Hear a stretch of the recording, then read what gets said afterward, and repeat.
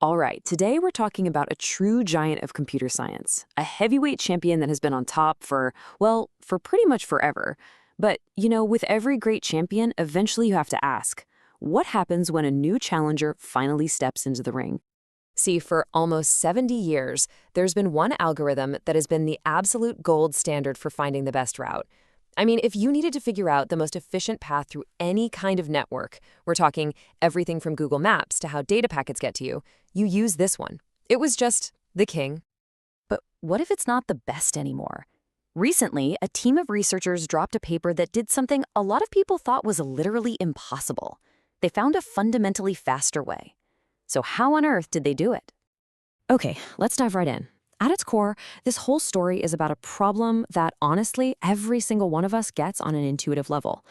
It's called the single source shortest path problem, or SSSP for short. Just think about moving into a new house. What's the first thing you do? You figure out the quickest way from your new front door to the grocery store, to work, to the gym, you name it. That's it. That's the SSSP problem, and it's one of the most classic, iconic challenges in all of computer science. And for the better part of a century, the answer to that problem was this absolutely beautiful algorithm from the legendary computer scientist Edgar Dijkstra. Way back in 1956, Dijkstra came up with his solution. And it was so good, so perfect, that even after it was tweaked and improved over the years, like a really key optimization in the 80s, the fundamental logic just could not be beaten. Well, until now. So, how does this classic algorithm actually work? Well, it's just incredibly logical. You start at your source point, your new home, then you look around and find the single closest place you haven't visited yet. You lock in that path, then you look at its neighbors, updating your map, and you just repeat that process, always picking the very next closest spot, kind of spiraling outwards.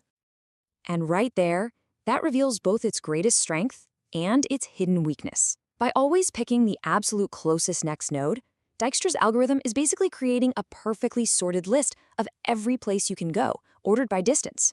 It's incredibly reliable, it's methodical, but that very act of sorting, that's the key to its limitations.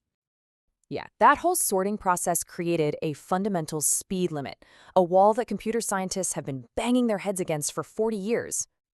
Here's the deal. Because the algorithm is so disciplined, so meticulous about finding the next closest point, it's forever tied to the act of sorting.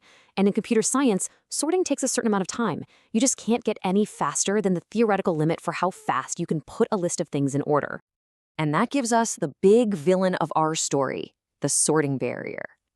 For decades, the thinking was that any algorithm that works this way, by sorting nodes by distance, could never, ever be faster than the time it takes to do that sorting. And so for 40 years, nothing. Research just stalled. After those big improvements in the 80s pushed Dijkstra's right up against that barrier, the whole field just kind of went quiet. It really seemed like we'd hit the end of the road. As Rand Duan, one of the authors of this new paper, said, the belief that there was no better way just became totally entrenched.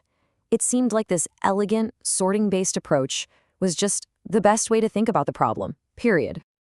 So, how do you break a barrier that everyone thinks is unbreakable? Well, the researchers realized they had to stop thinking about sorting altogether. They needed a new source of inspiration. And they found it in a very, very unlikely place. Enter the Bellman-Ford algorithm. Now, for this specific problem, Bellman-Ford is way slower than Dijkstra's. I mean, one expert even called looking to it for inspiration an anti-promising strategy. But it had one killer feature. It does not require sorting. And that was the tiny crack in the wall they were looking for. The new algorithm is this really clever hybrid. Instead of methodically checking every single nearby node, it's a bit more chaotic in a good way. It uses that slower Bellman-Ford method to kind of scout ahead in little bursts. This helps it quickly find the most important nodes, the major highway intersections of the network. By focusing on those big pivot points first, it can map out the whole landscape without getting bogged down sorting every single little side street along the way. And the result is a provable mathematical speedup. You see that old limit on the left, that nlogn term? That's the sorting barrier, written out as math.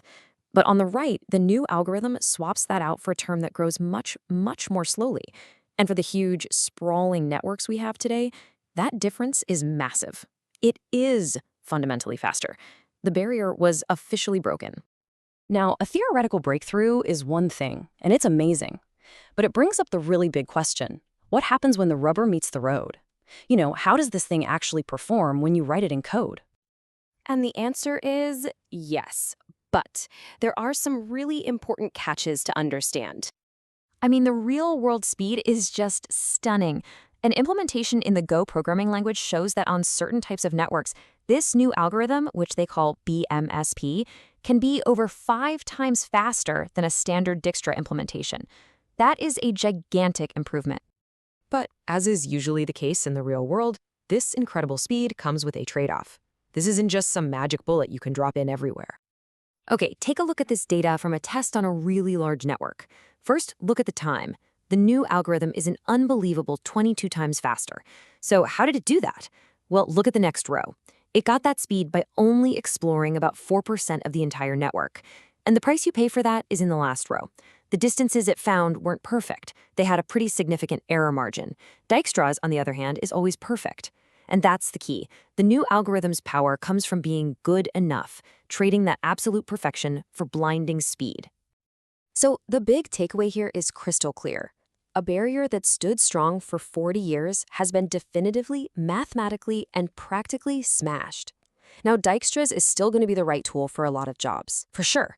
But this breakthrough just opens up a completely new way of thinking about routing, a way where unbelievable speed is possible, as long as you're okay with not being 100% perfect. This whole thing is just a powerful reminder that even the most fundamental ideas in science, the things we take for granted, can be challenged.